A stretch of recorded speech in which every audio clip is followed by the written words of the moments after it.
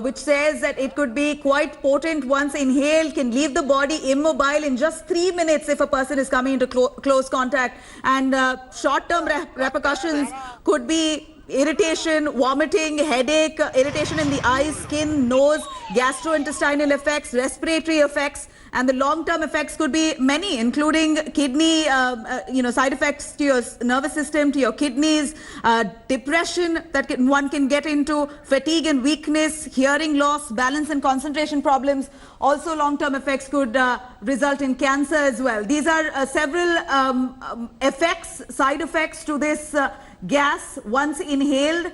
Several medical professionals coming out with their intervention, their analysis on this gas, and it's quite severe. At least 8 of them have lost their lives already. We're looking at many of them being treated at hospitals. 170 people across of Vizag who've been admitted to various different hospitals right this minute.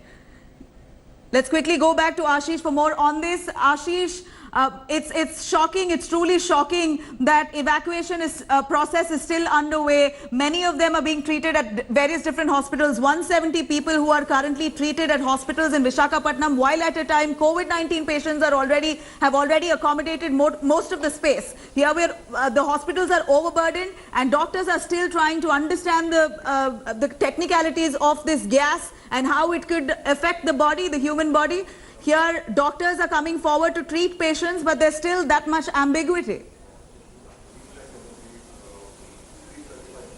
Yes, Nabila, like you are mentioning that several people are inside hospital. They have been taken to different hospitals of Visakhapatnam, including private hospital. There is a big private hospital called Seven Hills Private Hospital in Visakhapatnam. There also patients are undergoing treatment. Apart from Seven Hills, King George Medical College Hospital, one of the biggest government-run hospital, it is also taking care of patients related to this gas leak. Many of the patients who are under treatment or who are facing more difficulty or health problem are children and elderly. So focus is on providing all the essential health care to all these children and elderly people.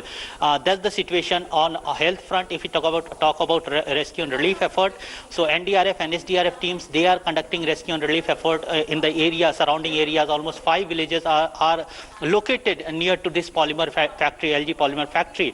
And after this gas leak started at around 2:30 a.m. And early morning, since around 6:37 a.m. Onward, the officials rushed and they started conducting rescue and relief operation. Now door-to-door searches are on. They are going house to house and they are searching people. They believe that many of the people who were sleeping at the time of leak, they might have gone unconscious inside their houses. So house to house, door-to-door searches are on. Rescue and relief teams, particularly NDRF teams, they are going door-to-door, searching people inside their houses, Nabila. Right, Ashish, we are looking at details about this gas tragedy, and we hear that the gas leak took place from a tank of a 2,000 metric ton capacity tank. There was another tank right beside it, a 3,000 metric ton tank. That has not leaked. The 2,000 metric ton tank has leaked. How did this happen? Is there any word from those authorities there? Were people inside the gas plant at that time when this tragedy took place? And what are those officials and officers inside the gas plant saying? Are they not responding to authorities? So far, the entire focus, like I was speaking to Industry Minister Gautam Reddy, he himself confirmed, Nabila, that yes, the plant was operational. It was opened after the prolonged lockdown, and after lockdown relaxation, this plant was started operating, and there were workers inside. This leak started from one of the tank having 2,000 metric ton capacity of gas and chemical. A neighboring tank with 3,000 metric ton capacity of chemical, it remained intact. It is under control. It is not volatile. But the 2,000 metric ton tank, it became volatile and gas leakage started. In the process to curtail the leakage, the gas went off in the atmosphere through plant chimney, and it went into atmosphere, and then through wind it went off to surrounding residential areas, affecting people who were sleeping at the time, and that's why many of the people who became unconscious because of the impact of this gas leak.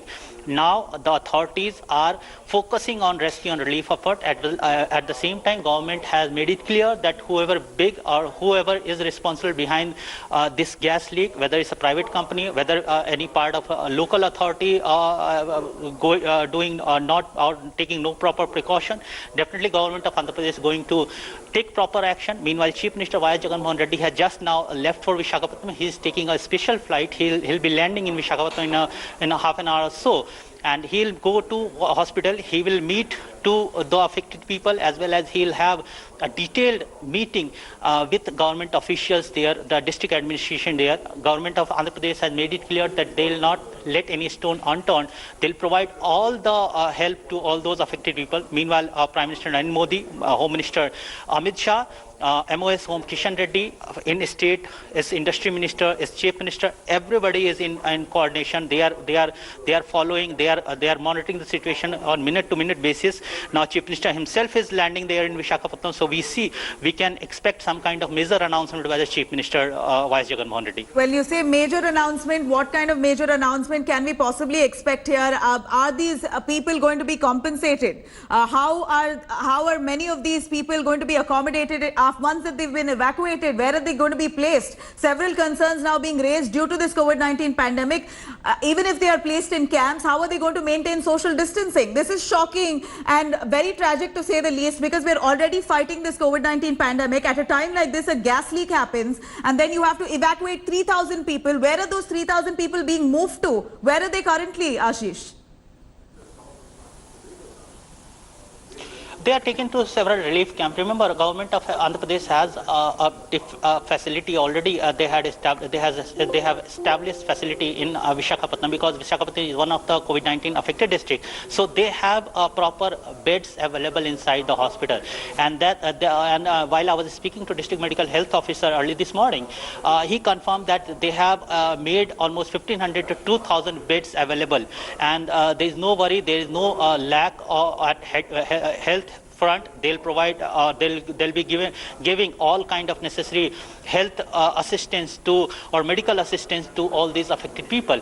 At the same time, of course, government of Andhra Pradesh, it's a major situation in front of government of Andhra Pradesh, a gas leak amid lockdown, when the government of Andhra Pradesh had. Hi everyone, Preeti Chaudhary here. Hope you like this video. For latest news and analysis, like and subscribe to the India Today YouTube channel, and don't forget to press the bell icon to stay updated. Thank you for watching.